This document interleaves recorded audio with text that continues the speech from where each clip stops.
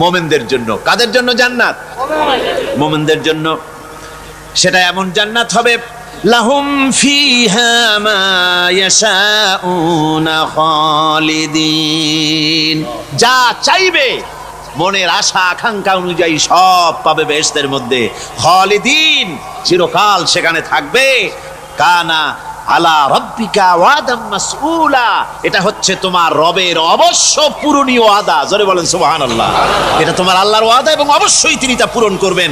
তোমরা জান্নাতে থাকবে, সেখানে যা চার করেছেন, সাথে সাথে আবার গাফুর রহিম নাম ব্যবহার করেছেন, বান্দা যেত হয়রান হয়ে না যায়। আমার ভাইরা, একদিকে জাহান্নামের এই কঠিন শাস্তির কথা, আবার অপরদিকে আল্লাহ বলেন শোনো, এমন জান্নাত আমি রেখেছি, মাসালুল জান্নাতিল্লাতী উইদাল মুত্তাকুন, এমন বেহেশত মুত্তাকিনদের জন্য যার ওয়াদা করা হয়েছে, এমন বেহেশত সেটা, ফিহা আনহারুম মিন মাইন গায়রি আসিন, সেখানে এমন সুন্দর স্বচ্ছ পানির ঝর্ণাধারা, সুমিষ্ট পানির ঝর্ণাধারা রাখা হয়েছে। ওয়া আনহারুম মিন লাবানিন লাম ইয়াতাগায়্যার তা'আমুহু, আর সেখানে দুধের ঝর্ণা রাখা হয়েছে যার স্বাদ কখনো নষ্ট হবে না। ওয়া আনহারুম মিন খামরিন লাযযাতান লিশ-শারিবিন, আর রাখা হয়েছে পানীয়ের ঝর্ণাধারা যা পানকারীদের জন্য অত্যন্ত সুন্দর হবে, খুবই সুস্বাদু হবে। আর রাখা হয়েছে ওয়া আনহারুম মিন আসালিম মুসাফফা, পরিষ্কার পরিচ্ছন্ন সুস্বাদু মধুর ঝর্ণা। জোরে বলেন সুবহানাল্লাহ। ওয়া সাকাহুম রাব্বুহুম শারাবান তাহুরা, জান্নাতের ভিতরে তোমাদেরকে পান করানো হবে শারাবান তাহুরা, পবিত্র পানীয়। তহের এবং তহুর দুটি কথা। তহের বলা হয় সেই জিনিসকে যা নিজে পাক, আর একজনকে পাক করতে পারে না, যেমন মধু, যেমন তেল, যেমন দুধ নিজে পাক, কিন্তু দুধ দিয়ে যদি কেউ গোসল করে, দুধ দিয়ে যদি কেউ উজু করে, ও নিজে পাক, কিন্তু আপনাকেও পাক করতে পারবে না। এটার নাম হচ্ছে তহের। আর তহুর বলা হয় সেই জিনিসকে যে নিজেও পাক এবং অন্যকেও পাক করে দিতে পারে, যেমন পানি। পানি নিজে পাক, ওটার দ্বারা উজু করলে, গোসল করলে সেও কি হবে? পাক হয়ে যাবে। আল্লাহ তাই বলেন জান্নাতের ভিতরে ওয়াসাকাহুম রাব্বুহুম শারাবান তাহুরা, জান্নাতের ভিতরে শরাবে তাহুর পান করানো হবে। ওই শরাবটা নিজেই পাক, আর যে পান করবে তাকে আরো পরিচ্ছন্ন পবিত্র করে দেবে। জোরে বলেন সুবহানাল্লাহ। সেই শরাব হবে এমন, খিতামুহু মিস্ক, যার মুখগুলি সুন্দর করে সুগন্ধ জিনিস দিয়ে, সুগন্ধি দিয়ে, মিস্ক দিয়ে আটকানো রয়েছে। তারপরে কি? ওয়াফি যালিকা ফালিয়াতানাফাসিল মুতানাফিসুন, এবার এই শরাব পান করার জন্য, এই পবিত্র পানীয় পান করার জন্য প্রতিযোগিতা করো। কে তোমরা প্রতিযোগিতা করে তার কাছে যেতে পারো? কিয়ামতের দিন আল্লাহ পাক জান্নাতে এই জিনিস পান করাবেন, আর ওই পাগলেরা কয় মদ খাওয়াবে। জোরে কান নাউজুবিল্লাহ। যার যা অভ্যাস সেটাই সে নিজেও তাই চিন্তা করে। আমার বন্ধুগণ, জান্নাতের ভেতরে আল্লাহ রাব্বুল আলামিন এভাবে মধুর ঝর্ণা রাখবেন, দুধের ঝর্ণা রাখবেন, সতত প্রবাহিত ঝর্ণাধারা সেখানে থাকবে। মুত্তাকিনা আলাল আরাইকি লা ইয়ারাউনা ফিহা শামসান ওয়ালা জামহারিরা, জান্নাতীরা ঠেস দিয়ে ছায়ার মধ্যে আরাম করে বসে থাকবেন। না তাদেরকে সূর্যের তাপ জ্বালাতন করবে, আর না তাদের কোনো সেখানে কোনো কষ্ট হবে। এমনি করে আরাম করে তারা তার ভেতরে থাকবে, আর সেখানে তাদেরকে সুন্দর করে ছায়া সুনিবিড় এক সুন্দর জান্নাতের ভেতরে এক সুন্দরতম পরিবেশের মধ্যে আল্লাহ রাব্বুল আলামিন তাদেরকে সেখানে রাখবেন। এরপরে তারা وَإِذَا رَأَيْتَ ثُمَّ رَأَيْتَ نَعِيمًا وَمُلْكًا كَبِيرًا, সেখানে যেদিকেই তাকাবে সেদিকেই শুধু নিয়ামতের সাম্রাজ্য দেখতে পাবে, শুধু নিয়ামত আর নিয়ামত, এগুলি তাদের চোখে পড়বে। সেখানে না সূর্যের তাপ আর না শীতের প্রকোপ, কোনো কষ্ট নাই, মানুষের শরীর থেকে ঘামও বেরোবে না, সেখানে বার্ধক্য এসে কাউকে পীড়া দিবে না। হুজুর একজন বুড়া লোককে বলছিলেন, মিয়া তুমি তো বেহেশতে যাবে না, তুমি তো বুড়া মানুষ, তুমি তো বেহেশতে যাইতে পারবে না। লোকটা কান দিয়া অস্থির হয়ে গেছে। রাসূল বলছেন যে বেহেশতে বুড়া মানুষ যাবে না, তাহলে তো আমার উপায় নাই। হুজুর বলছেন না, তুমি যখন বেহেশতে যাবে তুমি যুবক হয়ে যাবে। সুবহানাল্লাহি ওয়া বিহামদিহি। একজন কালো মানুষকে হুজুর বলছেন যে কালো মানুষ বেহেশতে যাবে না, সে তো একদম কান দিয়া হয়রান। হুজুর বলছেন দেখো, তুমি যখন বেহেশতে যাবে তুমি কালো থাকবে না, তুমি সুন্দর সুশ্রী হয়ে যাবে। সুবহানাল্লাহি ওয়া বিহামদিহি। আমার ভাইয়েরা, ওই জান্নাতের ভিতরে আল্লাহ রাব্বুল আলামিন অগণিত নিয়ামত মানুষের জন্য রেখেছেন, নিজের বান্দার জন্য রেখে দিয়েছেন। ওয়া হুরুন ঈন, বেহেশতীদের জন্য রয়েছে সুন্দর চক্ষুধারী হুরগণ রয়েছে সেখানে জান্নাতীদের জন্য। কামসালিল লুলুইল মাকনুন, যেন সে এতই সুন্দর, যেন গোপনে রক্ষিত মুক্তার মতো, মুক্তা সদৃশ। এভাবে সুন্দরী হুরদেরকে আল্লাহ রাব্বুল আলামিন তার বান্দাদেরকে সেখানে রেখেছেন। লা ইয়াসমাউনা ফিহা লাগওয়ান ওয়ালা তাসীমান ইল্লা কিলান সালামান সালামা। কোন পাপ সেখানে মানুষ দেখবে না, কোন বাজে কথা সেখানে শুনবে না, শুধু শান্তি আর শান্তি। আল্লাহ রাব্বুল আলামিন মুমিন বান্দাদের বলবেন, উদখুলুল জান্নাতা আনতুম ওয়া আজওয়াজুকুম তুহবারুন। আল্লাহ রাব্বুল আলামিন বলবেন, ও আমার বান্দারা, জান্নাতে প্রবেশ করো, তোমাদের স্ত্রীদেরকে সাথে নিয়ে জান্নাতে চলে যাও। সুবহানাল্লাহি ওয়া বিহামদিহি। তোমাদের স্ত্রীদেরকে নিয়ে, সাথে করে নিয়ে জান্নাতের ভিতরে চলে যাও, সেখানে তোমরা আরামে থাকো। ইউতাফু আলাইহিম বিসহাফিম মিন যাহাবিন ওয়া আকওয়াবিন ওয়া ফিহা মা তাশতাহিল আনফুসু ওয়া তালাজ্জুল আ'য়ুন ওয়া আনতুম ফিহা খালিদুন। তাদের সামনে সেখানে স্বর্ণ নির্মিত থালা এবং সমস্ত পাত্র তাদের সামনে ঘুরতে থাকবে। তারা সেখানে আরামে মন ভোলানো সাজ সজ্জা সরঞ্জামাদি ইত্যাদি দেখে তারা সেখানে অবাক হয়ে যাবে। এত সুন্দর জান্নাতের পরিবেশ দেখে তারা হয়রান হয়ে যাবে। এই জান্নাতীদের কি আল্লাহ রাব্বুল আলামিন ফেরেশতাদেরকে অর্ডার করবেন, ও আমার ফেরেশতারা, আমার এই বান্দাগুলিকে জান্নাতের দিকে নিয়ে যাও। ওয়াসিকাল্লাযীনা তাকাউ রাব্বাহুম ইলাল জান্নাতি যুমারা। যারা আল্লাহকে ভয় করে জীবন চালায়েছে, আল্লাহকে ভয় করে যারা জীবন সমাজ ব্যক্তি পরিবার রাষ্ট্র পরিচালনা করেছে, আল্লাহ রাব্বুল আলামিন বলবেন, ও আমার ফেরেশতারা, আমার এই বান্দাগুলিকে জান্নাতের দিকে নিয়ে যা। ফেরেশতারা জান্নাতীদেরকে হাকায়া জান্নাতের দিকে নিয়ে যেতে থাকবে। আবার ওদিকে আছে ওয়াসিকাল্লাযীনা কাফারু ইলা জাহান্নামা যুমারা, জাহান্নামীদেরকে হাকায় নিয়ে যাওয়া হবে কোন দিকে? জাহান্নামের দিকে। এখন ওয়াসিকা মানে হাকায় নিয়ে যাওয়া, বেহেশতীদেরকেও হাকায় নিয়ে যাবে, আর জান্নাতীদের কি কয় দোজখী যারা, তাদেরকেও হাকায় নেওয়া হবে, আর বেহেশতীদেরকেও হাকায় নেওয়া হবে। এটা কেমন কথা? দুই জায়গায় হাকানি খাওয়ান লাগবে। হাকানি বোঝেন তো? ধাক্কা।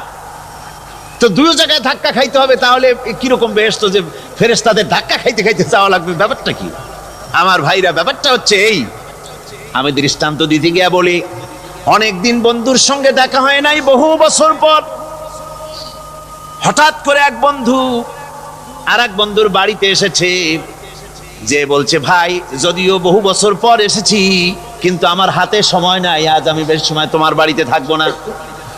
ওই বাড়িওয়ালা বন্ধু বলে, বন্ধু যতই ব্যস্ততা তুমি দেখাও না কেন, আজকে যখন তোমার একবার পাইছি, আমি তোমাকে ছাড়বো না। এই হলো একটা ছাড়বো না। আর ঢাকা হাইকোর্টের সামনে থেকে মকিম গাজী পালায় গেছে, ডাকাত। পুলিশ খুঁজতে খুঁজতে হয়রান হইয়া এই ডাকাতটারে যদি পাওয়া যায়, আর ওই ডাকাত যদি বলে, স্যার আপনি আমার ধর্মের ভাই, আপনি আমার বাপ, আপনি মেহেরবানি করে আমাকে ছেড়ে দেন, পুলিশ বলবে, বেটা গোটা পুলিশ বাহিনী তোর জন্য হয়রান, তোরে যখন একবার পাইছি তোরে আর ছাড়বো না। তাহলে বন্ধুর ছাড়বো না আর পুলিশের ছাড়বো না এক জিনিস? এক জিনিস। জাহান্নামীদেরকে ধাক্কা মারতে মারতে জাহান্নামের দিকে নিয়ে যাবে, জাহান্নামের দিকে যেতে চাইবে না, তাই ধাক্কা মারা লাগবে। আর বেহেশতীদের ধাক্কা মারা লাগবে কেন? বেহেশতীরা যখন জান্নাতের দিকে যেতে থাকবে, ওদের জন্য লাল কার্পেট সম্বর্ধনা দেওয়া হবে। এই দুনিয়ার পচা লাল কার্পেট না, এত সুন্দর করে সাজানো থাকবে। এক একটা মঞ্জিলে যখন যাবে, জান্নাতীদের জন্য সাজানো মঞ্জিল দেখে তারা মনে করবে এইটাই বুঝি বেহেশত। ঘটি বাটি লোটা যা আছে তাই নিয়ে ওইখানে বসে পড়বে। ফেরেশতারা কবে যে আল্লাহর বান্দা তুমি এখানে বসছো কেন, এটা তো বেহেশত না। কয় এর থেকেও ভালো আছে নাকি? কয় আছে না, ওঠো, আরে মিয়া উঠো। এইভাবে করে ধাক্কা মারবে, ওঠো সামনে যাও। আবার যখন সামনে যাবে, সেখানে এর থেকে আরো সুন্দর পরিবেশ দেখে ওইখানে আবার বসে পড়বে, মনে করবে এটা বুঝি বেহেশত। বলা হয়, ফেরেশতারা বলবে আল্লাহর বান্দা এটা জান্নাত না, এর থেকেও ভালো জায়গা, সুন্দর জায়গা আছে। এইভাবে ধাক্কা মারতে মারতে তাদেরকে জান্নাতের কাছে নিয়ে যাওয়া হবে। হাত্তা ইযা জাউহা ওয়া ফুতিহাত আবওয়াবুহা ওয়া ক্বালা লাহুম খাযানাতুহা সালামুন আলাইকুম তিবতুম ফাদখুলুহা খালিদিন। এভাবে ধাক্কাতে ধাক্কাতে যখন তাদেরকে জান্নাতের দরজার কাছে নিয়ে যাওয়া হবে, আগে থেকেই তাদের জন্য দরজা খোলা থাকবে। সুবহানাল্লাহ, আগে থেকেই জান্নাত খুলে রাখা হবে। তাদেরকে বলা হবে, ওই জান্নাতের পরিচালক তিনি বলবেন আসুন, ওয়েলকাম করবেন তাদেরকে, সালামুন আলাইকুম, আপনাদের প্রতি আল্লাহর শান্তি বর্ষিত হোক। বড় ভালোভাবে জীবন যাপন করেছিলেন দুনিয়ায়, আল্লাহর হুকুম মেনে চলেছিলেন, আল্লাহর হুকুম পালন করেছিলেন। দুনিয়ার বুকে বড় অশান্তি, মানুষের নির্যাতন, মানুষের বদনামি, জেল জরিমানা, রাত জেগে তাহাজ্জুদের নামাজ পড়া, জিহাদের ময়দানে কষ্ট করে রক্ত দেওয়া, শহীদ হওয়া, কত কষ্ট করে আল্লাহর দ্বীন জমিনে কায়েমের চেষ্টা করেছেন, নিজের জীবনকে ভালো রেখেছেন, পবিত্র রেখেছেন।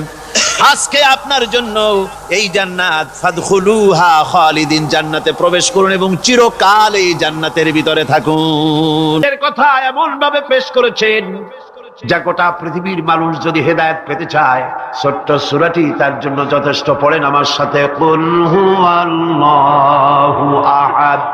পড়েন সবাই, কুল হুয়াল্লাহু আহাদ আল্লাহুস সামাদ লাম ইয়ালিদ ওয়া লাম ইউলাদ ওয়া লাম ইয়াকুল লাহু কুফুয়ান আহাদ। আল্লাহ পাক বলেন, হে নবী আপনি বলুন, আল্লাহ এক এবং একক, তার কোনো অংশীদার নাই, তিনি বেনিয়াজ, তিনি কাউকে জন্ম দেন নাই, তাকেও কেউ জন্ম দেয়নি। আকাশ আর জমিনে আল্লাহর সমকক্ষ কেউ নাই, কেউ নাই। তিনি এক এবং একক। তার একত্ববাদের দাওয়াত দেওয়ার জন্য অসংখ্য পয়গম্বর আল্লাহ পাক এই দুনিয়া পাঠিয়েছেন, আর সমস্ত পয়গম্বর দাওয়াত দিয়েছেন কি, লা ইলাহা ইল্লাল্লাহু মুহাম্মাদুর রাসূলুল্লাহ। সবাই দাওয়াত দিয়েছেন লা ইলাহা ইল্লাল্লাহ, লা ইলাহা ইল্লাল্লাহ, লা ইলাহা লা ইলাহা ইল্লাল্লাহ। কোন ইলাহ নাই, কোন আইনদাতা নাই, কোন বিধানদাতা নাই, কোন শাসনকর্তা নাই, আল্লাহ ছাড়া কেউ নাই। বলে সুবহানাল্লাহ। আল্লাহ এক এবং একক, তিনি সব সৃষ্টি করেছেন। আল্লাহ পাক বলছেন, আল্লাহুল্লাযী খালাকাস সামাওয়াতি ওয়াল আরদা ওয়া আনজালা মিনাস সামাই মাআন ফাআখরাজা বিহি মিনাস সামারাতি রিজকান লাকুম। আল্লাহ হচ্ছেন তিনি যিনি আকাশ সৃষ্টি করেছেন, জমিন সৃষ্টি করেছেন, আর আকাশ থেকে পানি বর্ষণ করে তোমাদের খাদ্য উৎপাদন করে দিয়েছেন। এ পানি হচ্ছে মানুষের জন্য জীবন। পানির এক নাম কি? জোরে বলেন, পানির এক নাম কি? জীবন। এই পানি এক নাম জীবন। কিন্তু কর্ণফুলীর পানি যদি চট্টগ্রামে 10 ফুট উঁচা হয়ে আসে, পানির নাম হবে কি? নাম হবে মরণ। এই পানিকে কন্ট্রোল করেন আল্লাহ রাব্বুল আলামিন। আল্লাহ যদি ইচ্ছে করেন বেশি করে পানি দিয়া পুরা এলাকা ডুবাই দিতে পারেন, আবার ইচ্ছে করলে পানির ভিতরে মানুষ বাঁচাই দিতে পারেন, আগুনের মধ্যে মানুষ বাঁচাইতে পারেন। সমস্ত ক্ষমতা হচ্ছে, কর্তৃত্ব কেবলমাত্র আল্লাহ পাকের। কর্তৃত্ব কার? কর্তৃত্ব কার? আল্লাহ পাকের কর্তৃত্ব।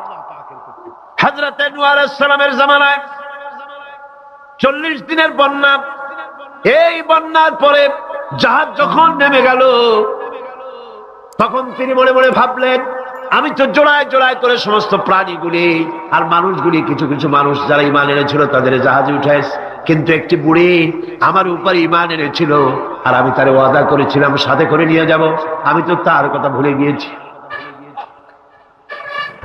অনুশোচনা এলো। জাহাজ থেকে নেমে চতুর্দিকে লক্ষ্য করলেন, মানুষ নাই, জনপদ নাই, সব শেষ হয়ে গেছে। পাহাড় পর্বত কাত হয়ে পড়েছে, বিল্ডিং গুলি শেষ হয়ে গিয়েছে, কোন জনপদে কোনো প্রাণী নাই, প্রাণী বলতে কিছুই নাই। হঠাৎ দূরে দেখলেন একটা কুড়ে ঘরের মতো দেখা যায়। ভাবলেন, এত বড় বন্যার ভিতরে কুড়ে ঘর কেমনে থাকলো? আস্তে করে হেঁটে গেলেন কুড়ে ঘরের কাছে। ভেতরে মানুষ আছে বলে মনে হলো। বাইরের থেকে প্রশ্ন করলেন, ভিতরে কে? জবাব এলো, আমি এই ঘরের মালিক, আমি এক বুড়ি বিধবা এক মহিলা। তখন নেমে গেল। তখন তিনি মনে মনে ভাবলেন, আমি তো জোড়ায় জোড়ায় করে সমস্ত প্রাণীগুলি আর মানুষগুলি, কিছু কিছু মানুষ যারা ঈমান এনেছিল তাদের জাহাজে উঠাইছে, কিন্তু একটি বুড়ি আমার উপর ঈমান এনেছিল আর আমি তার ওয়াদা করেছিলাম সাথে করে নিয়ে যাব, আমি তো তার কথা ভুলে গিয়েছি। অনুশোচনা এলো। জাহাজ থেকে নেমে চতুর্দিকে লক্ষ্য করলেন, মানুষ নাই, জনপদ নাই, সব শেষ হয়ে গেছে। পাহাড় পর্বত কাত হয়ে পড়েছে, বিল্ডিং গুলি শেষ হয়ে গিয়েছে, কোন জনপদে কোনো প্রাণী নাই, প্রাণী বলতে কিছুই নাই। হঠাৎ দূরে দেখলেন একটা কুড়ে ঘরের মতো দেখা যায়। ভাবলেন, এত বড় বন্যার ভিতরে কুড়ে ঘর কেমনে থাকলো? আস্তে করে হেঁটে গেলেন কুড়ে ঘরের কাছে। ভেতরে মানুষ আছে বলে মনে হলো। বাইরের থেকে প্রশ্ন করলেন, ভিতরে কে? জবাব এলো, আমি এই ঘরের মালিক, আমি এক বুড়ি বিধবা এক মহিলা, আপনি কে? তিনি বললেন, আমি হচ্ছি এই জামানার পয়গম্বর হযরত নূহ আলাইহিস সালাম। বুড়ি বলছেন, আমারও ধারণা তাই, আপনি আমাকে ওয়াদা করেছিলেন বন্যা হলে পরে, বন্যার আভাস যখন আপনি পাবেন আমাকে আপনি সাথে করে জাহাজে উঠায় নিয়ে দিবেন। আমার মনে হয় বন্যা কবে হবে সেই খবর দেওয়ার জন্য আপনি এসেছেন।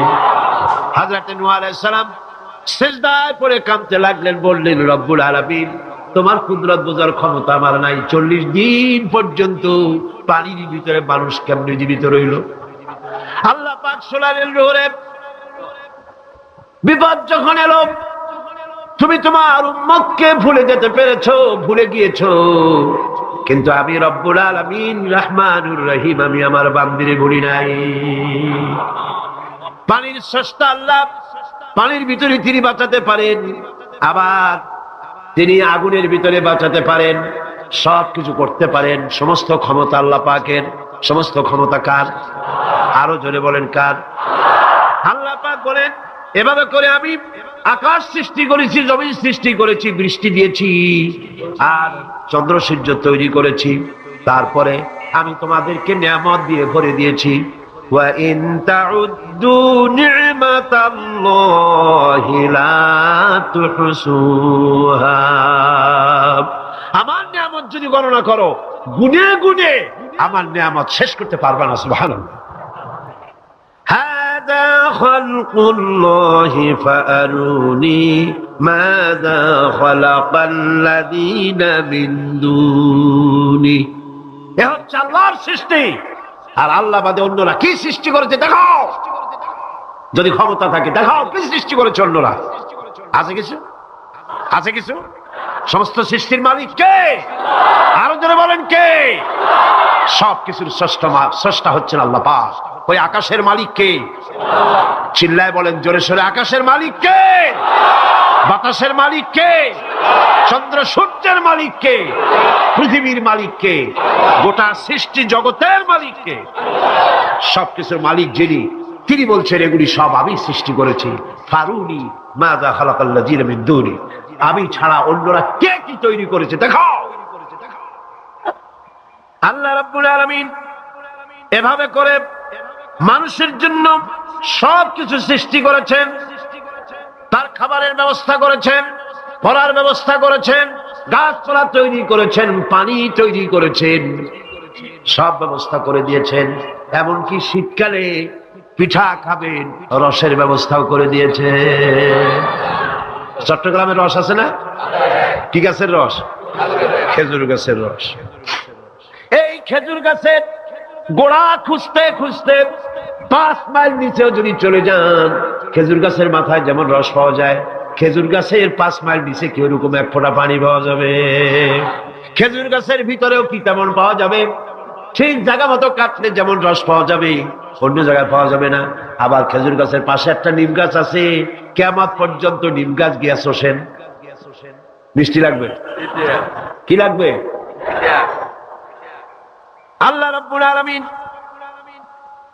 আপনি পিঠা খাবেন, খেজুর গাছ দিয়ে রস তৈরি করে দিলেন, পায়েস খাবেন, চাউল তৈরি করে দিলেন, গম দিয়ে দিলেন, গোশ খাবেন, কিমা খাবেন, কি খাবেন, সমস্ত কিছু রব্বুল আলামিন তৈরি করে মানুষের সামনে দিয়ে দিলেন, আর বললেন খাও, পান করো দিয়ে দিয়েছেন, এবং প্রয়োজন মিটিয়ে দিয়েছেন। যার যা প্রয়োজন তা তিনি মিটিয়ে দিয়েছেন। আমাদের দেশে, আমার দেশের বাঘ, আমার দেশের হরিণ, আমার দেশের কুকুর, তাদের গায়ে তারা যে ধরনের ইউরোপ আমেরিকার শীত প্রধান দেশের পশুগুলি এরকমের না। তার মানে হলো আমার দেশ শীত প্রধান নয়, ছোট্ট ছোট্ট পশম হলে চলে, কিন্তু শীত প্রধান দেশের কুকুরগুলি, বাঘ এবং সিংহ যেগুলি জঙ্গলে থাকে, তাদের গায়ে এমন লম্বা লম্বা পশম দিয়ে আল্লাহ চামড়া বানায় দিয়েছেন, যা দিয়ে তার সম্পূর্ণ শরীরটা ঢেকে যেতেছে। স্থায়ী কম্বলের ব্যবস্থা রব্বুল আলামিন করে দিয়েছেন। কে দিয়েছেন? আল্লাহ পাক দিয়েছেন। এবং সেই চামড়া দিয়ে, সে চামড়া যেন আপনি ব্যবহার করতে পারেন, সেজন্য আল্লাহ পাক আপনার জন্য সুন্দর করে সেই চামড়া দিয়ে কাপড় চোপড় তৈরি করার, জামা ব্যবহার করার সব ব্যবস্থা আল্লাহ করে দিয়েছে। কম্বল তৈরি করার ব্যবস্থা করে দিয়েছে। আল্লাহ পাক যা খুশি তাই করতে পারেন। কোরআন বলতেছে ফাআলুল লিমা ইউরিদ, যা খুশি তাই তিনি করেন। লা ইউসআলু আম্মা ইয়াফআলু ওয়া হুম ইউসআলুন, তিনি যা করেন সেজন্য কারো কাছে তাকে কৈফিয়ত দিতে হয় না, বরং গোটা বিশ্ব আল্লাহর কাছে কৈফিয়ত দিতে বাধ্য। সমস্ত বিশ্ব কৈফিয়ত দিতে কার কাছে বাধ্য? আল্লাহ পাকের কাছে কৈফিয়ত দিতে বাধ্য। প্রচন্ড শক্তির মালিক। মানুষেরা বোঝে না, ক্ষমতা যখন আসে তখন চতুর্দিকে দেখে ক্ষমতা আর ক্ষমতা, কি যে করবে দিশা করতে পারে না। সারা জীবন ক্ষমতায় টিকে থাকার জন্য সর্বাত্মক প্রচেষ্টা চালায়, দেখ যখন পাইছি আর ছাড়বো না, ঠিক কিনা? এই চেষ্টা চালায়। কিন্তু আল্লাহ পাকের মূল ক্ষমতা তো আল্লাহর হাতে। আল্লাহ পাক ক্ষমতা দিয়ে বলেন লিনানজুরাকুম কাইফা তা'মালুন, ক্ষমতা দিয়ে তাকায় থাকি তোমার আমলটা কি হয় তা দেখার জন্য, তুমি করোটা কি সেইটা দেখার জন্য আমি দেখি। লিনানজুরাকুম কাইফা তা'মালুন। মানুষ ক্ষমতা হাতে পায়, অত্যাচারের স্টিম রোলার চালায়, আল্লাহ দেখতে থাকেন। আর আল্লাহ যখন অ্যাকশন নেন, সেই অ্যাকশন থেকে তাকে কেউ বাঁচাইতে পারে না। প্রচন্ড ক্ষমতার মালিক। রাতকে দিন বানাতে পারেন, দিনকে রাত বানাতে পারেন, আমিরকে ফকির বানাতে পারেন, ফকিরকে আমির বানায় দিতে পারেন, রাস্তার লোক ধরে নিয়ে প্রেসিডেন্ট বানায় দিতে পারেন, আবার নারাজ হলে পরে জুতার মালা দিয়া জেলখানায় ঢুকাইয়া দিতে পারেন। ক্ষমতায় থাকাকালীন ফুলের মালা এত বেশি পায়, ফুলের মালায় গলা ভরে যায়। গাবতলির কোরবানির হাতেও এত মালা পায় না।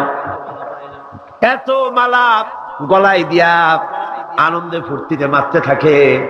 আমার বন্ধুগণ মনে রাখেন, ফুলের মালায় আত্মহারা হয়েও না যারা ক্ষমতায় থাকো। এই ফুলের মালা আর ফাঁসির রশি একেবারেই পাশাপাশি।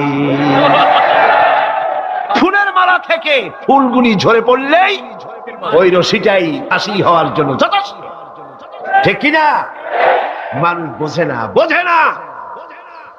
আল্লাহ বলেন আমি তাকায় থাকি, দেখি কি করো, তোমার আমলটা কেমন হয়। ক্ষমতার মালিক আল্লাহ, দেওয়ার মালিক আল্লাহ। আর যখন নারাজ হয়ে যান, এক থাপ্পড় মেরে ক্ষমতা ছিনায় নিয়ে যান। পারেন কিনা? পারেন কিনা? ইতিহাস সাক্ষী। কিন্তু ইতিহাসের সবচেয়ে বড় শিক্ষা যে মানুষেরা ইতিহাস থেকে শিক্ষা গ্রহণ করে না। जगत जी लगाने के लिए ये दुनिया नहीं है, जगह जी लगाने के लिए ये दुनिया नहीं है, ये इबरत की जा है तमाशा नहीं है। पृथ्वी खेल तमाशा করার জায়গা না। ইতিহাস থেকে শিক্ষা নাও, পূর্বপুরুষদের দিকে তাকাও। আল্লাহর দ্বীনের কর্মীদের উপরে আঘাত লাগাবার কারণে বংশ শুদ্ধ আল্লাহ সাফ করে দিয়েছেন। দেন নাই? সে আল্লাহ আছে না নাই? চিল্লায় কোন আছে না নাই? সে আল্লাহ পাক আছে। সে আল্লাহকে ভয় করে। ইত্তাকিল্লাহ। সে আল্লাহকে ভয় করে। আল্লাহ পাক ইচ্ছে করলে ক্ষমতা দিতে পারেন, ইচ্ছে করলে ক্ষমতা ছিনায়ও নিতে। সে আল্লাহ রাব্বুল আলামিন ক্ষমতা দেওয়ার মালিক, ক্ষমতা ছিনায় নেওয়ার মালিক, হায়াতের মালিক, মওতের মালিক। সবাই বলুন, হায়াতের মালিক কে? মওতের মালিক কে? খাবারের মালিক কে? হাসাবার মালিক কে? কাঁদাবার মালিক কে? সব কিছুর মালিক কে? আল্লাহ রাব্বুল আলামিন। ইন্নাল্লাহা আলা কুল্লি শাইইন কাদির। সব কিছুই উপরে তিনি ক্ষমতাবান, যা খুশি তাই তিনি করেন। এ হচ্ছে আল্লাহর সৃষ্টি। সবকিছু আল্লাহ সৃষ্টি করেছেন। বরং কাফের বেঈমান যারা অস্বীকার করে আল্লাহ রাব্বুল আলামিন, সেই মানুষেরাই বুঝতে পারে না। বরং মানুষ যা কিছু তৈরি করেছে তা সবই আল্লাহর বানানো জিনিস, তার থেকেই করেছে, কথাটা বুঝে আসে না। মানুষ না বুঝেই বিজ্ঞানকে সবকিছুর প্রশংসা বিজ্ঞানের জন্য করে, বিজ্ঞানের জন্যই প্রশংসা অস্থির হয়ে যায়। যেমন ধরুন, রাজশাহী বিশ্ববিদ্যালয়ে আপনার ছেলে পড়ে, 6 মাস টাকা পয়সা পায় না, ধার খরচ করিয়া তার 6টা মাস চালায়। হঠাৎ করে পিয়ন মানি অর্ডার ফর্ম নিয়ে হাজির, 6,000 টাকা পাঠাইছে বাপে। টাকাগুলি নিয়ে সই করে পিয়নের কদমবুসি করে যে, বাবাজি এতদিন পরে টাকা নিয়ে আসছেন, আপনার প্রতি আল্লাহ রহম করুন। এটা বুদ্ধিমান না বেকুব? বুদ্ধিমান না বেকুব? আরে বেটা, পিয়ন কি তোর বাজান? টাকাকে পাঠিয়েছে, বাবা পাঠিয়েছে, প্রশংসা তার কর। বিজ্ঞানীরা প্লেন বানিয়েছে, বিজ্ঞানীরা গাড়ি বানিয়েছে, বিজ্ঞানীরা কম্পিউটার তৈরি করেছে, প্রশংসা করো সেই আল্লাহ যে আল্লাহ রাব্বুল আলামিন বিজ্ঞানীর মাথায় বুদ্ধি দিয়েছে। প্রশংসা কর, আল্লাহ পাকের প্রশংসা করতে হবে। হায়াতে খালকুল্লাহ, যা কিছু আল্লাহ বলছেন এ সব কিছু আল্লাহর সৃষ্টি। মানুষ কিছুই সৃষ্টি করেনি, শুধু আল্লাহর সৃষ্টি দিয়ে জোড়াতালি দিয়ে বানিয়েছে, ঠিক না? আল্লাহর বানানো জিনিস দিয়ে জোড়াতালি দেওয়া হয়েছে। আল্লাহ পাকের সৃষ্টি তো দূরের কথা, আল্লাহকেই মানতে চায় না। কি বলে? বলে আনসিন ইজ নাথিং। শুনছেন কথা? আনসিন ইজ নাথিং, যা দেখা যায় না তা কিছুই না, মানি না। যার রং নাই, রূপ নাই, ধরা যায় না, ছোঁয়া যায় না, অনুভব করা যায় না, তা মানি না। নাউযুবিল্লাহ। এই কথা দিয়ে তারা আল্লাহরে অস্বীকার করতে চায়। অথচ এই ভদ্রলোকেরা মাধ্যাকর্ষণ না দেখেই বিশ্বাস করে মাধ্যাকর্ষণ আছে, ঠিক কিনা? এই ভদ্রলোকেরা বিদ্যুতের শক্তি দেখেই, বিদ্যুৎকেও দেখে। আপনারা দেখতেছেন বিদ্যুতের শক্তি দেখে বিদ্যুৎকে বিশ্বাস করে। বাতাসের প্রচন্ডতা দেখে বাতাসকে অনুভব করে, বিশ্বাস করে। অক্সিজেন চোখে দেখে না, ইথারকে চোখে দেখে না, বিশ্বাস করে। কিন্তু এমনই নাস্তিক, এমনই কপাল পোড়া যে আল্লাহরে দেখা যায় না তাই বিশ্বাস করা যাবে না। এক নাস্তিকের সাথে হযরত ইমাম আবু হানিফা রাহমাতুল্লাহ আলাইহির এক বিতর্ক অনুষ্ঠান হলো। সেই বিতর্ক অনুষ্ঠানে ইমাম আবু হানিফা রাহমাতুল্লাহ আলাইহি পৌঁছতে বেশ দেরি করলেন। নাস্তিক তখন উপস্থিত জনতাকে বলছে, দেখো তোমাদের ইমাম, তোমাদের ইসলামী চিন্তাবিদ যুক্তিতে দুর্বল, সেই জন্য আসতেছে না। বেশ কিছুক্ষণ দেরি করে তিনি উপস্থিত হলেন। নাস্তিক বলল, আগে আপনি বলেন আপনি ওয়াদা ভঙ্গ করলেন কেন, সময় মতো আসতে পারলেন না কেন? তিনি জবাবে বললেন, দেখো আমি অনেক দূর থেকে এসেছি, এসে দেখি সামনে নদী, এখন পার হবো কেমনে? কোন নৌকার ব্যবস্থা নাই। হঠাৎ দেখলাম কি এক আশ্চর্য কথা, একটা চারা গজায় উঠলো, ফট করে বিরাট গাছ হয়ে গেল।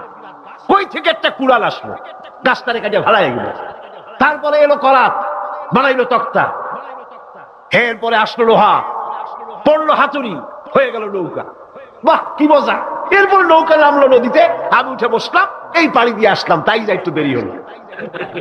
নাস্তিক কয় যে কি সর্বনাশ, এই লোকের সাথে আমি তর্ক করবে, মাথা স্ক্রু শটটা দিলাম, তাহলে আন্দাজ একটা গাছ হয়ে গেল ফট করিয়া। তারপরে কুড়াল আসলো, তক্তা হইলো, বিনা মিস্ত্রিতে নৌকা হইলো, এটা কেমনে সম্ভব? ইমাম সাহেব বলেন, আমার বিতর্ক শেষ। বিনা মিস্ত্রিতে যদি, তোমার যুক্তি মতে বিনা মিস্ত্রিতে যদি একটা নৌকা না হতে পারে, এই বিশ্ব তৈরি হলো কি করে বিনা মিস্ত্রিতে? ওই বিশাল আকাশ হলো কিভাবে? এই বিরাট চন্দ্র সূর্য হলো কিভাবে? কি করে তোমার ওই বডি তৈরি হলো? নাস্তিক চেয়ার থেকে নেমে ইমামের কাদমের উপরে পড়ে গেল, বলে আল্লাহু আকবার, আমি অন্যায় করেছি, আল্লাহ আমারে মাফ করে দাও।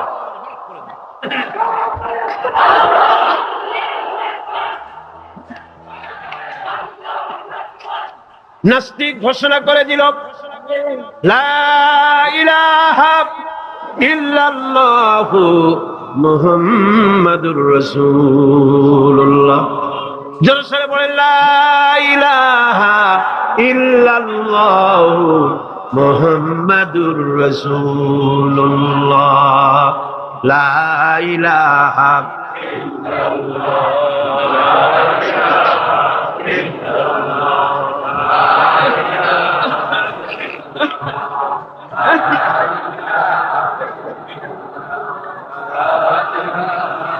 খালকুল্লাহ, এ হলো আল্লাহর সৃষ্টি। কার সৃষ্টি?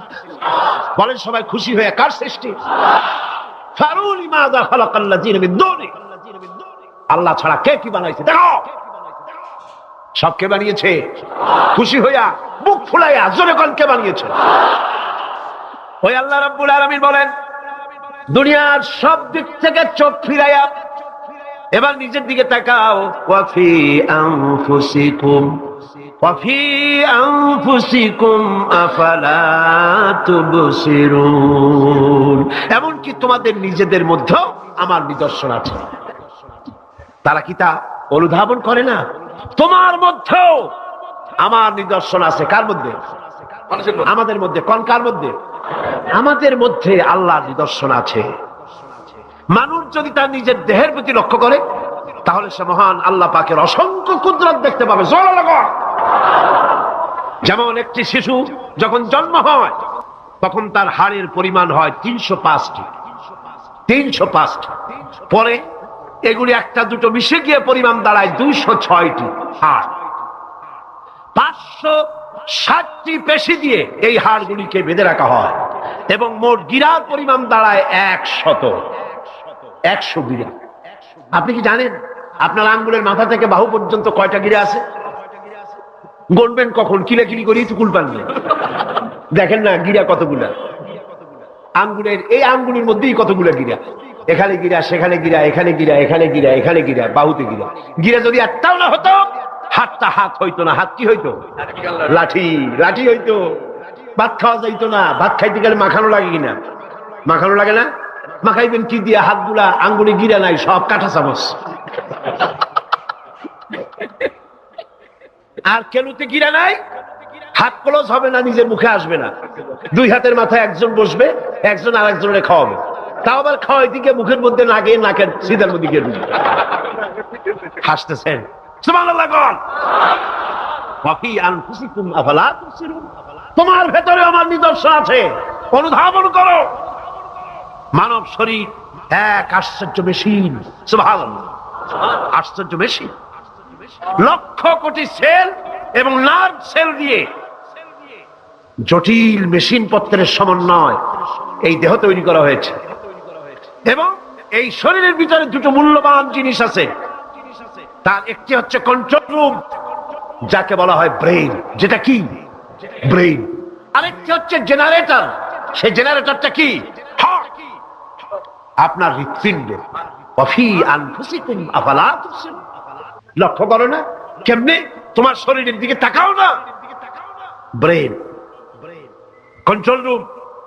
হার্টের কাজ হচ্ছে রক্তগুলিকে সার্কুলার করা, রক্তগুলিকে পৌঁছে দেওয়া সর্বত্র।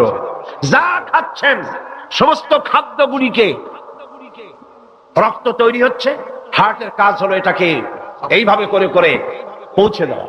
আর এই রক্তগুলি যদি না পৌঁছায়, শরীরের যে অংশে রক্ত পৌঁছাবে না সে অংশ কি হবে? প্যারালাইজড হবে, অবশ হবে। মাশাআল্লাহ, আপনারা সব ডাক্তার বুঝতে পারতেছেন, কথা বুঝে ফেলতেছেন, আলহামদুলিল্লাহ। রক্ত পৌঁছাবে না, প্যারালাইজড হয়ে যাবে। এই জন্য আল্লাহ কি করেছেন? পায়ের পুরো আঙ্গুল থেকে শুরু করে মস্তিষ্কের মাথা পর্যন্ত অসংখ্য নার্ভ, শিরা উপশিরা দিয়ে ভরে দিয়েছেন। কত শিরা, কত উপশিরা! চিকিৎসা বিজ্ঞানীরা বলেছেন মানুষের দেহের ভিতরে যত শিরা এবং উপশিরা আছে সবগুলি যদি বের করে একটার সাথে আর একটা গিরা দেওয়া হয় তাহলে তা এত লম্বা হবে যা দিয়া গোটা পৃথিবী 3 বার ঘোরা যাবে। এই শিরা উপশিরা গুলি যদি ছিঁড়ে ছিঁড়ে শরীর থেকে বের করে করে পাশাপাশি যদি সাজানো হয় তাহলে 3 একর জমিন লাগবে সাজায়া রাখতে। এত শিরা উপশিরা দিয়ে এই পৃথিবী, এই শরীরটাকে আল্লাহ পাক সাজিয়ে দিয়েছেন, গুছিয়ে দিয়েছেন। অসংখ্য শিরা উপশিরা। হার্টের কাজ হলো রক্ত আসতেছে পাঁচ করে করে, এভাবে করে করে রক্ত পৌঁছায় দিচ্ছে হার্ট থেকে, তার মাথা থেকে শুরু করে পা পর্যন্ত। হার্ট প্রতি মিনিটে 10 পাউন্ড রক্ত সঞ্চালন করছে। ব্যায়ামের সময়ের পরিমাণ গিয়ে দাঁড়ায় 30 পাউন্ড। এবং এক সময় যদি আপনি আহত হন, অনেকগুলি রক্ত যদি বেরিয়ে যায়, অন্তত 2.5 পাউন্ডের মতো রক্ত আপনার শরীরের মধ্যে সব সময় রিজার্ভ থাকে। কে রাখে? কে রাখে? কে রাখে? এবার আপনার হার্ট যদি দুর্বল হয়, হার্ট অ্যাটাক হয় না? চিটাগাঙ্গে নাও হইতে পারে, নাকি হয়? হার্ট যদি অ্যাটাক হয়, হার্ট অ্যাটাক হয় কেন? হার্টের যেই জিনিস ভেতর দিয়ে রক্তগুলি প্রবাহিত হয়, এই আর্টারিগুলি যদি অতিরিক্ত চর্বির কারণে, অনেকে তো খায় জম্মের খাওয়া, ডাইনি বাই তাকায় না, সুবহানাল্লাহ, 4 আঙ্গুল কপাল বাদ দিয়ে সব পেট, খাওয়ার সময় বিসমিল্লাহ কয় না, শেষও আলহামদুলিল্লাহ কয় না, খায় আর কয় যা মজা হইছে, খা কুলু ওয়া তামাত্তাউ। পাইকারি দরে খেলে পরে চর্বি হবে। এই চর্বিগুলো গিয়ে হার্টের যে আর্টারিগুলি আছে, রগ আছে, এই রগগুলির ভিতরে চর্বি জমে যায়। চর্বি জমার কারণে রক্ত পাস করতে পারে না, হার্ট অ্যাটাক করে। হার্ট অ্যাটাক করলে পরে রোগী যদি বেঁচে যায় তাহলে বাইপাস অপারেশন করতে হয়। বাইপাস অপারেশন করতে যখন যায় তখন তার জন্য রগ দরকার। ওই যেটা ব্লক হয়েছে ওটা ফেলে দিতে হবে, নতুন আরেকটা রগ লাগবে। এবার আপনি দেখেন আমার আল্লাহর কুদরতের দিকে তাকান। আপনার হার্ট অ্যাটাক করতে পারে, নতুন করে একটা রগের দরকার হতে পারে। এই রগ গরুর রগ দিয়া হবে না, এই রগটা ছাগলের রগ দিয়া হবে না। কোথায় পাবেন রগ? কে দেবে আপনার রগ? আল্লাহ পাক আপনার পায়ের ভেতরে রানের মধ্য দিয়া স্পায়ার রগ সেখানে রেখে দিয়েছেন। হার্ট অপারেশন যখন করা হয় ডাক্তারেরা ব্লক করা হার্ট, ওই রগটাকে ফেলে দিয়া উরুর ভিতর থেকে রগ বের করে কলিজার মধ্যে লাগায়া দেয়। সুবহানাল্লাহ। দুটি মাত্র কিডনি হলে, একটি মাত্র কিডনি হলে শরীরটা আপনার বেঁচে যায়। আল্লাহ রাব্বুল আলামিন শরীরের ভিতরে 2টা কিডনি দিয়েছেন। কিডনির নাম জীবন। কিডনির নাম কি? কিডনি অচল হলে আপনি অচল হয়ে যাবেন, শরীর ফুলে যাবে, আপনি মরে যাবেন তাড়াতাড়ি করে, রক্ত শূন্যতা দেখা দেবে। কিডনিকে বাঁচায় রাখা প্রত্যেকের জন্য জরুরি। আর কিডনি বাঁচাবার জন্য পানি খাবেন বেশি করে। কি খাবেন? কি খাবেন? পানি। সুবহানাল্লাহ, সুবহানাল্লাহ। এ পানি খান নিয়ামত, পানির অপচয় করবেন না। আমার নবী বলেছেন প্রবাহমান নদীর ঘাটে বসেও 1 ফোঁটা পানির অপচয় করো না। প্রবাহমান নদীর ঘাটে বসেও পানির অপচয় করো না। সুবহানাল্লাহ। পানি নিয়ামত, পানি খান বেশি করে, কিডনি সচল থাকবে। আলহামদুলিল্লাহ। একটা একটা কিডনি হলে চলে, আল্লাহ পাক দুটি কিডনি দিয়েছেন, একটা বন্ধ হলে যেন আর একটা দিয়ে সে যেন চলতে পারে। সুবহানাল্লাহ। মানুষের শরীরের ভেতরে এই পরিমাণ লেমন আছে যা দিয়া একটা ঘর সাদা বানানো যায়, এই পরিমাণ ফসফরাস আছে যা দিয়া ২৫০০ ম্যাচ বানানো যায়। তোমার শরীরের ভিতরে আমার নিদর্শন আছে। মানুষের এই আশ্চর্যজনক দেহটাকে ঢেকে দেওয়া হয়েছে একটি শীতাতপ নিয়ন্ত্রিত চামড়া দিয়া। সেই চামড়াটা ২০ বর্গ ফিট। এই চামড়ার ভেতরে রয়েছে অসংখ্য লোমকূপ। অসংখ্য লোমকূপ দিয়ে এই চামড়াটা তৈরি করে দেওয়া হয়েছে এবং এই চামড়া দিয়ে শীত এবং গরম অনুভব করার শক্তি দেওয়া হয়েছে। দুটি চোখ দেওয়া হয়েছে, শ্রবণের জন্য কান দেওয়া হয়েছে। কে তিনি যিনি আমরা চোখ দিয়া নেগেটিভ দেখি? চোখ দিয়া কি দেখি? চোখ দিয়া দৃশ্যের নেগেটিভটা দেখি, ওই দেখার সাথে সাথে ব্রেনের ভিতরে গিয়া কোন শক্তি পজিটিভ বানায়া আমারে দেখায়। তার নাম কি? আমার কানের ভিতরে অসংখ্য শব্দ চতুর্দিক থেকে আসে, শব্দগুলিকে বিন্যস্ত করে একটা একটা করে শুনবার জন্য আমার কে কানের ভিতরে কে ব্যবস্থা করে দিয়েছেন? তার নাম কি? একটা মাত্র জিহ্বা, একটি মাত্র জিহ্বা মুখের মধ্যে আল্লাহ দান করেছেন। এই জিহ্বার ভিতরে কত স্বাদ আল্লাহ রব্বুল আলামিন দান করে দিলেন। এই জিহ্বায় রসগোল্লার স্বাদ একরকম, জিলাপির স্বাদ আর একরকম, চানাচুরের স্বাদ একরকম, পুঁটি মাছের স্বাদ একরকম, লোট্টা ফিশের স্বাদ আর একরকম, ঠিক কিনা? শুটকি মাছের স্বাদ আর একরকম, কাবাবের স্বাদ আর একরকম, আপেলের স্বাদ একরকম, বড়ের স্বাদ একরকম। একটা জিহ্বা দিয়া হাজারো স্বাদ নেওয়ার তৌফিক দিলেন আল্লাহ। সেই খাবার সময় বিসমিল্লাহ বলে না, পরেও আলহামদুলিল্লাহ কয় না। এত নিয়ামত দিয়ে আল্লাহ পাক এই সজীব শরীরকে সাজিয়েছেন, শরীরটাকে সুন্দর করেছেন, সুগঠিত করেছেন। আল্লাহ পাক বলেন তোমার শরীরের ভিতরে রয়েছে আমার দৃষ্টান্ত, এগুলি দেখো। তোমার ব্রেইন, মানুষের মাথায় যে মাথার ভিতরে যে ব্রেইন দেওয়া হয়েছে, এর ভিতরে রয়েছে অসংখ্য সেল, যার মধ্যে বুদ্ধি, প্রজ্ঞা, সুখ, দুঃখ, মেমোরি। এই পৃথিবীতে মানুষের মাথায় যে ব্রেন দেওয়া হয়েছে, এটা সর্বোচ্চ ওজন হচ্ছে 3 পাউন্ড। 3 পাউন্ড ওজনের এই বস্তুটিকে রাখা হয় মাথার খুঁড়ির মধ্যে, মাথার মাঝখানে। এই ব্রেন দেহের কোটি কোটি সেনা প্রহরীকে পাহারার কাজে লাগায়। এই ব্রেন বুদ্ধি করে, বুদ্ধি দিয়ে লাগায়। কম্পিউটারের যে মেমোরি শক্তি আছে, পৃথিবীর মানুষের মাথায় আল্লাহ পাক যে মেমোরি দিয়েছেন, যে স্মৃতি শক্তি দিয়েছেন, সারা পৃথিবীর সমস্ত ডাটা, সমস্ত ইনফরমেশন সবগুলি মানুষ যদি তার মেমোরিতে নিয়ে নেয়, তারপরেও আল্লাহ পাক মেমোরিতে এত জায়গা করেছেন যে তার 1,00,000 ভাগের 1 ভাগও ভরবে না। এই ব্রেন দিয়ে আল্লাহ পাক মানুষকে বুঝতে বলেছেন, তাকাও, লক্ষ্য করো, আমার পৃথিবী দেখো, দুনিয়া দেখো, নিজেকে দেখো এবং আমার অস্তিত্বের কথা স্বীকার করো। আমি তোমাকে সৃষ্টি করেছি। আল্লাহ পাক বলেন হাদা খালকুল্লাহি ফারুনি মাদা খালাকাল্লাযীনা মিন দুনিহি বালিয যালিমুনা ফি যালালিম মুবিন। এ হচ্ছে আল্লাহর সৃষ্টি। এখন দেখাও তো অন্যরা কি সৃষ্টি করেছে, অন্যরা কি সৃষ্টি করেছে? আছে কিছু? অন্যরা আল্লাহর জিনিস দিয়া, তারা আল্লাহর জিনিস দিয়ে জোড়াতালি দিয়ে তৈরি করেছে, কিন্তু সমস্ত সৃষ্টির মূল হচ্ছে আল্লাহ পাক। আজকে আমাদের সন্তানদেরকে যদি কোরআন থেকে আজকে যে কথাগুলি বললাম, এই কথাগুলি যদি কলেজে বিশ্ববিদ্যালয়ে পড়ানো হতো, আমার ছেলে কি নাস্তিক হতে পারত? বলেন, আমার এই ছেলে কলেজে বিশ্ববিদ্যালয়ে যেসব ছেলেপেলেরা পড়ে, এগুলি কি বোম্বাই থেকে আসছে না মঙ্গল গ্রহ থেকে নাজিল হয়েছে? আমাদের ছেলেপেলে কিনা? এই ছেলে যখন প্রাইমারি স্কুলে পড়তো, তখন রমজান মাসে সেহরি করতে না উঠাইলে সকালবেলায় মা বাপের উপরে অভিমান করে, রাগ করে, কান্দাকাটি করে না খাইয়া সারাদিন রোজা রেখেছে, ঠিক না?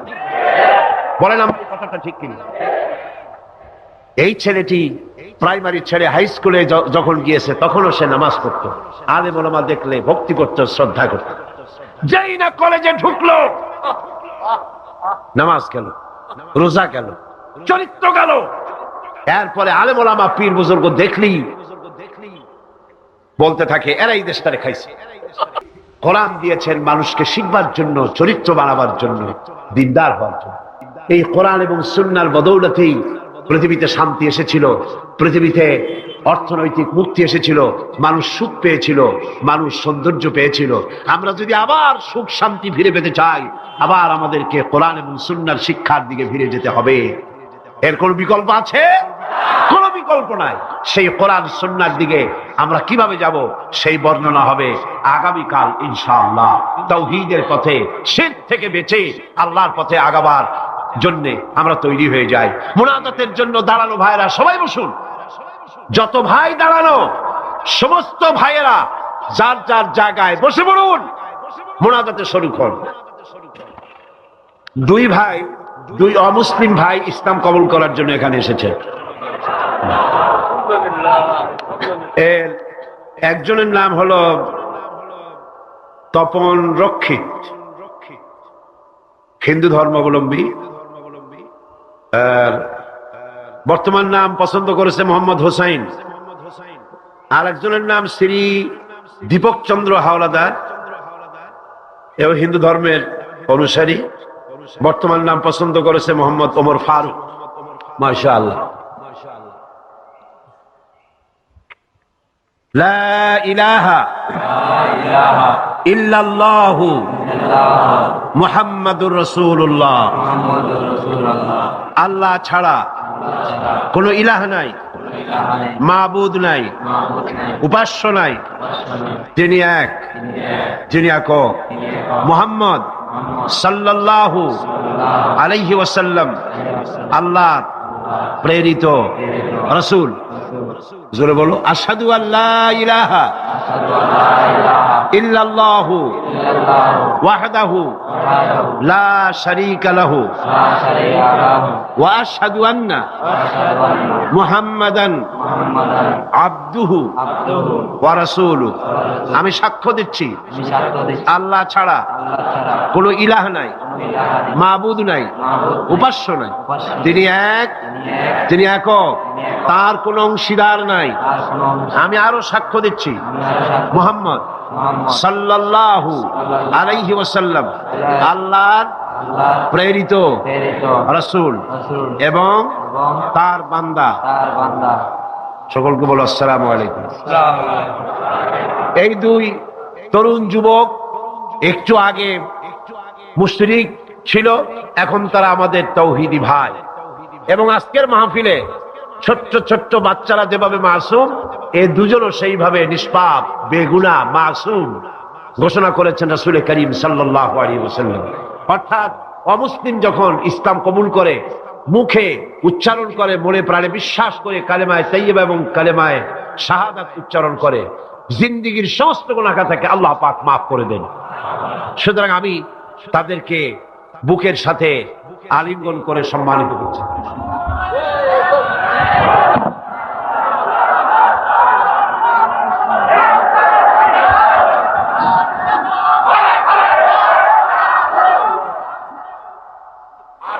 اللهم آمين.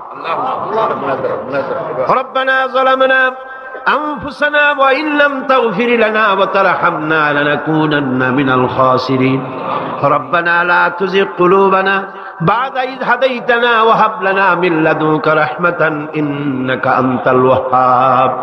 أي الله تعالى বিশাল এই জনসমুদ্র নিয়ে তোমার দরবারে কোরআনে কারীমের আলোচনা করে হাত তুলেছি।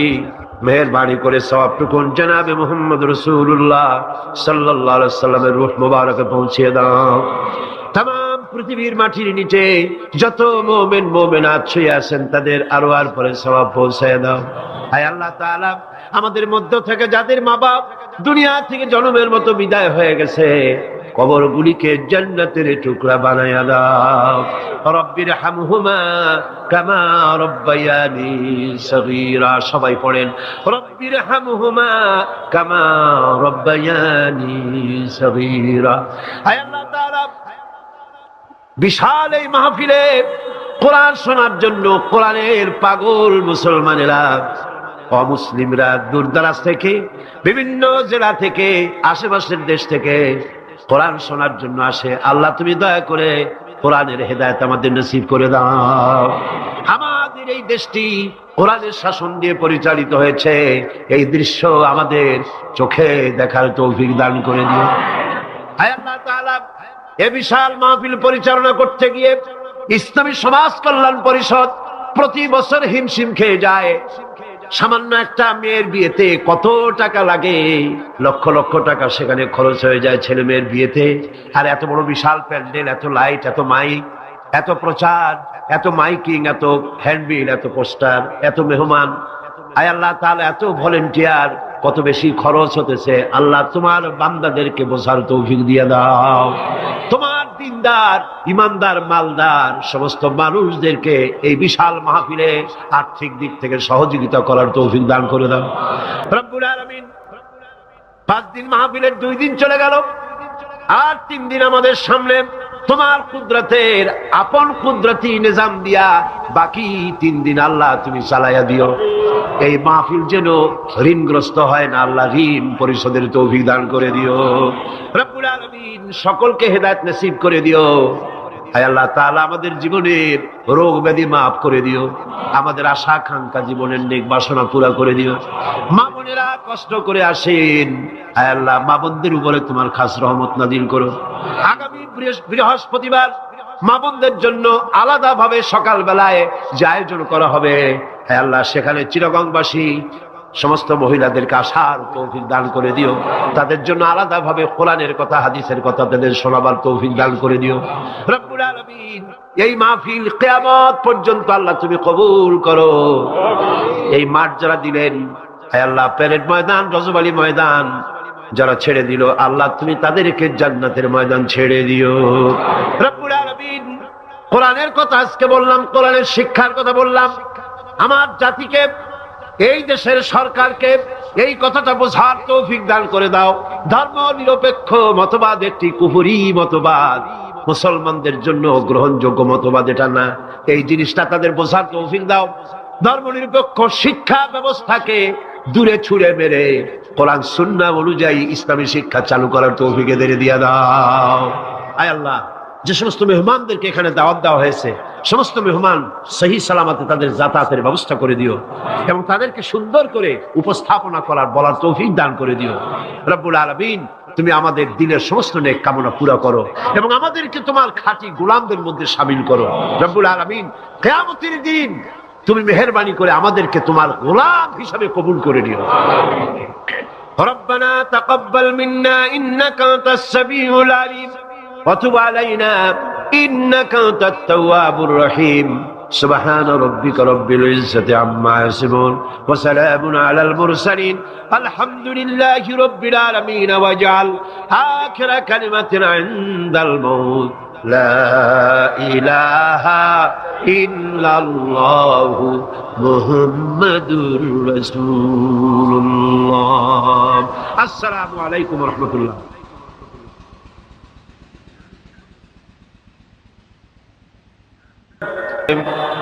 اللهم آمين ربنا ظلمنا أنفسنا وإن لم تغفر لنا وترحمنا لنكونن من الخاسرين أي الله تعالى 5 দিন ব্যাপী তাফসীরুল কোরআন মাহফিল ইসলামী সমাজ কল্যাণ পরিষদ চট্টগ্রাম কর্তৃক আয়োজিত এই প্যারেড ময়দানে আজকের এই দ্বিতীয় দিবসে বিশাল মাটির নিচে যত আল্লামা হযরত মাওলানা শামসুদ্দিন সাহেব মদ্দুজুল আলী আজকের এই মঞ্চের রৌনক বখশ মেহমান, আন্তর্জাতিক খ্যাতি সম্পন্ন মুফাসসির কোরআন, শাইখুল হাদিস আল্লামা হযরত মাওলানা আবুল কাসিম মুহাম্মদ সিফাতুল্লাহ দামাত বারকাতুহুল আলিয়া, হাজারাত উলামায়ে কেরাম, সম্মানিত সুধী মণ্ডলী, সুপ্রিয় সাংবাদিক বৃন্দ, সম্মানিত উপস্থিতি, পর্দার আড়ালের মা এবং বোনেরা, আসসালামু আলাইকুম ওয়া রাহমাতুল্লাহি ওয়া বারাকাতুহু। মহান আল্লাহ রব্বুল ইজ্জত ওয়াল জালাল, তার দরবারে লাখো কোটি শুকরিয়া আদায় করি যে মহান আল্লাহ পাক একটানা 20 বছর পর্যন্ত ইসলামী সমাজ কল্যাণ পরিষদ কর্তৃক আয়োজিত তাফসীরুল কোরআন মাহফিলের আজকের এই দ্বিতীয় দিবসে দয়া পরবশে মেহেরবানি করে আমাদেরকে শরীক হওয়ার তৌফিক ইনায়েত করেছেন। তার দরবারে হৃদয়ের সবটুকু আবেগ উজাড় করে আমরা শুকরিয়া জ্ঞাপন করছি। আমরা পড়ছি আলহামদুলিল্লাহ, জোরে সোরে মোহব্বতের সাথে একযোগে সবাই পড়েন আলহামদুলিল্লাহ। আজকের মাহফিলে যে সমস্ত মুসলিম ভাইরা এসেছেন, আমি তাদেরকেও মাহফিলের পক্ষ থেকে স্বাগতম জানাই, ওয়েলকাম করি, তাদেরকে সুস্বাগতম বলছি, তাদেরকে মোবারকবাদ জানাচ্ছি, শুভেচ্ছা জানাচ্ছি। কারণ মহাগ্রন্থ আল কোরআন শুধুমাত্র মুসলমানদের জন্য অবতীর্ণ হয় নাই, সমগ্র মানব জাতির কল্যাণের জন্য দিক নির্দেশনা এবং বিশ্ব মানবতার মুক্তির জন্যই পবিত্র কোরআন আল্লাহ রাব্বুল আলামিন এই পৃথিবীর বুকে অবতীর্ণ করেছেন। মহাগ্রন্থ আল কোরআন একমাত্র সেই বিশ্বগ্রন্থ, সেই মহাপবিত্র গ্রন্থ যার মধ্যে জাতি, ধর্ম, বর্ণ, দল, মত, নারী, পুরুষ নির্বিশেষে গোটা বিশ্বের মানুষের জন্য যা কিছু সুন্দর, যা কিছু সত্য, যা কিছু নান্দনিক, যা কিছু কল্যাণ, সবকিছু খুলে খুলে বলা হয়েছে। কোরআন, গতকাল আমি বলেছি, মহাবিশ্বের মহাবিস্ময়, এমন এক কিতাব গোটা পৃথিবীর কারো কাছে নাই, এমন একখানা মহাবিস্ময় বিশ্বের জন্য যার ভেতরে সমস্ত কথা আল্লাহ পাক বলে দিয়েছেন। তিবিয়ানান লিকুল্লি শাই, সবকিছুকে খুলে খুলে আল্লাহ পাক বয়ান করেছেন। আলহামদুলিল্লাহ। এর ভেতরে রয়েছে বিজ্ঞান, দর্শন, ইতিহাস, খতত্ব, ভূতত্ত্ব, নৃতত্ত্ব, রয়েছে বোটানি, জুলজি, রয়েছে অ্যানাটমি, সার্জারি, বোটানিক্যাল ব্যাপার স্যাপার, political science, philosophy, medical science, কি নাই, স্বরাষ্ট্রনীতি, পররাষ্ট্রনীতি, যুদ্ধ, সন্ধি, চুক্তি, উত্তরাধিকার আইন, মিরাসি আইন যাকে বলা হয়, ফৌজদারি দণ্ডবিধি, জীবন, সমাজ, রাষ্ট্র, ইহকালের শান্তি, পরকালের মুক্তি, যা কিছু প্রয়োজন সব কিছুকেই আল্লাহ পাক এই কোরআনে কারীমের মধ্যে মানুষের জন্য হাদিয়া হিসেবে, সর্বশেষ সর্বশ্রেষ্ঠ নিয়ামত হিসেবে বিশ্ববাসীর জন্য দান করেছেন। সুবহানাল্লাহ। আজ সৌভাগ্যবান জাতি পৃথিবীর এই মুসলমান, পৃথিবীর মানুষ, পৃথিবীর শ্রেষ্ঠ সৌভাগ্যবান জাতি মুসলমান, যেহেতু কোরআন তাদের কাছে আছে। আমি কথা মনে প্রাণে বিশ্বাস করি, হয়তো আপনারা আমার সাথে একমত হবেন, আমাদের দেশের কলেজ, বিশ্ববিদ্যালয়গুলিতে মাদ্রাসা শিক্ষার মতো কোরআন হাদিসকে যদি বাধ্যতামূলক করে 30 পারা কোরআন শরীফের তাফসীর পড়ানো হতো, যদি 6 খানা বিশুদ্ধ হাদিসে প্রতিটি হাদিস অর্থ এবং ব্যাখ্যা সহকারে পড়ানো হতো, তাহলে শিক্ষাঙ্গনগুলি থেকে ডাকাত, দর্শনকারী, চোর, মাস্তান, চাঁদাবাজ বেরোতো না। শিক্ষাঙ্গনগুলি থেকে বেরোতো কি? শিক্ষাঙ্গনগুলি, কলেজ, বিশ্ববিদ্যালয়গুলি আমাদেরকে উপহার দিত খান জাহান আলী, উপহার দিত শাহ আমানত, শাহ মখদুম, উপহার দিত শহীদ তিতুমির, সালাউদ্দিন আইয়ুবী, জামালউদ্দিন আফগানির মতো দেশ প্রেমিক নেতা, বিশ্বজোড়া নেতা, উপহার দিয়ে দেশকে তারা ধন্য করে দিত। ওনারা বলছেন মাদ্রাসা শিক্ষার প্রয়োজন নাই, ধর্ম শিক্ষার প্রয়োজন নাই। এ ব্যাপারে কিছু সংখ্যক শিক্ষক নামের কুলাঙ্গার তারা রিপোর্ট, চিঠিপত্র, সেমিনার করে করে শিক্ষা মন্ত্রণালয় এবং প্রধানমন্ত্রীর কাছে রিপোর্ট পাঠাচ্ছেন। মুসলমান নামের কলঙ্ক, শিক্ষক নামের কুলাঙ্গার, ঠিক কিনা কর? আজ পর্যন্ত এই পৃথিবীতে সত্য, সত্যবাদিতা, সততা, ন্যায়নিষ্ঠা, চরিত্র, ভদ্রতা, ভালোবাসা, পরোপকার, ভালো ভালো গুণাবলী পৃথিবীতে যতটুকুন অবশিষ্ট আছে তো অবশ্যই মাদ্রাসা শিক্ষার কারণেই আছে, অবশ্যই তা কোরআন এবং হাদিসের শিক্ষার কারণেই আছে।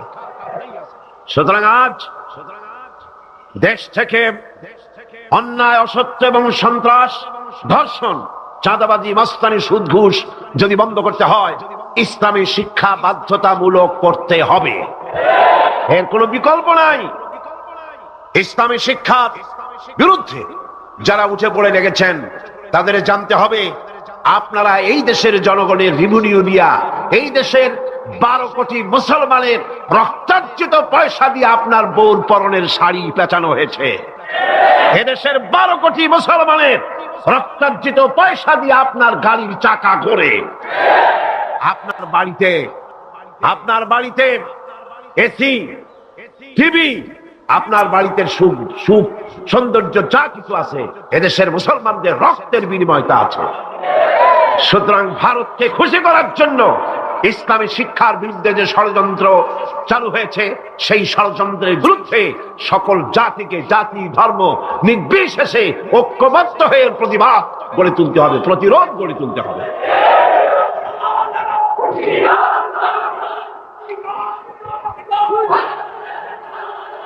আমি বলতে চাই, ধর্মীয় শিক্ষা বাধ্যতামূলক করার অর্থ এটা নয় যে হিন্দুদেরকে ধরে ধরে ইসলাম শেখানো হবে।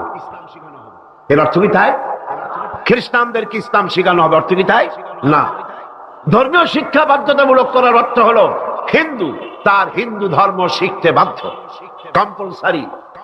খ্রিস্টান তার ধর্ম শিখবে, বৌদ্ধরা তার ধর্ম শিখবে, আর মুসলমানেরা ইসলাম শিখবে। কলেজ, বিশ্ববিদ্যালয়, প্রাইমারি থেকে শুরু করে মাস্টার ডিগ্রি পর্যন্ত কোরআন এবং হাদিস শিখবে সেইভাবে যেভাবে মাদ্রাসায় শেখানো হয়। তাহলেই চুরি কমবে, ডাকাতি কমবে, জিনা কমবে, বদমাশি কমবে। কথা ঠিক কিনা কন? একটি প্রমাণ দিয়ে মূল আলোচনায় ফিরে যাব। বাংলাদেশে 460টি থানা আছে, এখন থানা আরো কিছু বেড়েছে। এই থানাগুলিতে ব্ল্যাক লিস্ট আছে, যেখানে ওই থানার অধীনে যত চোর আছে, ডাকাত আছে, হাইজাকার আছে, সকলের নাম তালিকাভুক্ত আছে থানায়। আছে না? আছে কিনা? আপনার এই চট্টগ্রাম পাহাড়তলী থানা, কোতোয়ালি থানা, চন্দনাইশ থানা, আরো কি কি থানা আছে না? হ্যাঁ, ডবল এক্স, ডবল মুরিং থানা আছে, এই সমস্ত সাতকানিয়া থানা আছে। এই সমস্ত থানায় আপনি চেক করেন, ওসি সাহেবকে বলেন আপনার এই থানায় বিগত 26 বছরের ব্ল্যাক লিস্টটা দেখান। যেই লিস্টিতে আপনার থানার চোর, ডাকাত, জেনাকার, বদমাশ, ছিনতাইকারী, মাস্তান, চাঁদাবাজ, ধর্ষণকারী যাদের লিস্ট আছে, ওই লিস্ট আমাকে একটু দেন। দেখুন 26 বছরের এই লিস্টের ভিতরে মৌলানা সাহেবের নাম আছে কয়টা? হাফেজে কোরআনের নাম আছে কয়টা? মাদ্রাসা শিক্ষকের নাম আছে কয়টা? চোর, ডাকাত, লুটেরার নাম আছে কয়টা? অর্থ কি দাঁড়ালো? অর্থ দাঁড়ালো এই মাদ্রাসা শিক্ষা জাতিকে উপহার দেয় সৎ এবং চরিত্রবান নাগরিক। কলেজ, বিশ্ববিদ্যালয়কে আমি খারাপ বলি না, পাত্র তো নিশ্চয়ই ভালো, এ মাইক তো অবশ্যই ভালো, তাফসীর হবে ভালো, বক্তব্য হবে ভালো, জাতি গঠনের কথা হবে ভালো, কিন্তু অশ্লীল গান যখন এটা দিয়ে প্রচার হবে, তখন মাইক খারাপ না যে গায় সে খারাপ? তাহলে কলেজ, বিশ্ববিদ্যালয় নিশ্চয়ই খারাপ নয়। কলেজ, বিশ্ববিদ্যালয় পবিত্র শিক্ষাঙ্গন, অপবিত্র দুষ্ট হচ্ছে সেই সরকার যে সরকার কলেজ, বিশ্ববিদ্যালয় থেকে ভালো চরিত্রবান ছাত্র তৈরির জন্য শিক্ষানীতি ইসলামী করে না। আল্লাহ রাব্বুল আলামিন এই জাতিকে সুমতি দান করুন বলি আমিন। কোরআন কি শিখায়? আসুন কোরআনের কাছে যাই। কোরআনের শিক্ষানীতিই আমরা আসছি, সেদিকে সরকারকে বুঝাতে চাই। নিশ্চয়ই সরকারের কেরামন কাতিবিনরা এখানে ঘোরাফেরা করতেছেন, আছে না? ভালো করে লিখেন, উল্টা পাল্টা করে লিখবেন না, যেহেতু কলম বুমেরাং হতে সময় লাগে না, সময় লাগে না। যেটা বলি সেটাই লিখেন, সরকারকে জানিয়ে দেন দেশের জনগণ কুদরতে খোদা শিক্ষা কমিশন রিপোর্টকে ধিক্কার দেয়, থুথু নিক্ষেপ করে। এদেশের 12 কোটি জনগণ তারা চায় এই কোরআনের শিক্ষা। কিসের শিক্ষা? কোরআনের শিক্ষা।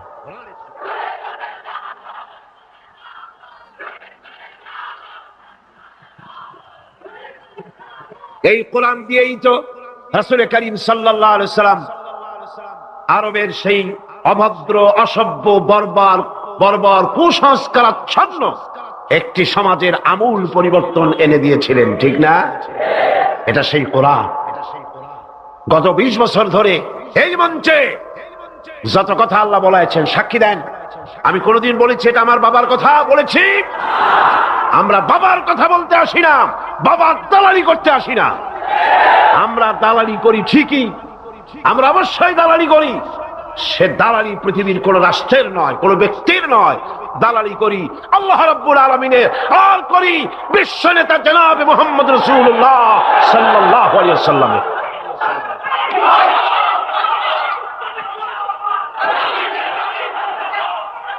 এই দালালি যদি অপরাধ হয়, এই দালালি যদি অপরাধ হয়, তাহলে এই অপরাধের জন্য ফাঁসির মঞ্চে চড়তে রাজি আছি। আল্লাহর কথা, রাসূলের কথা বলতেই থাকবো ইনশাআল্লাহ। আল্লাহ যেন সে তৌফিক আমাদের দেয়। কোরআন আজিম কিতাব। বঞ্চিত হতভাগ্যরা কোরআনের মাহফিলও আসে না, কোরআন শুনতেও আসে না, পড়েও নাই জীবনে, শুনতেও আসে না। আছে কিছু পত্রিকা ভারতের টাকায় বাইর করছে, রঙিন রঙিন পত্রিকা, প্রত্যেক জেলায় জেলায় বিশাল বিশাল ভবন। কোথায় টাকা পাও বুঝি? সময় আসবে প্রতিটি পায়ের হিসাব দিতে হবে। এই চট্টগ্রামে কোন নর্তকীর খেমটা নাচ তাও পত্রিকায় জায়গা পায়। এই বিশাল মাহফিল একটা কলমও জায়গা পায় না। কিয়ামতে কি জবাব দিবি? আল্লাহর কাছে কোথায় গিয়ে দাঁড়াবে?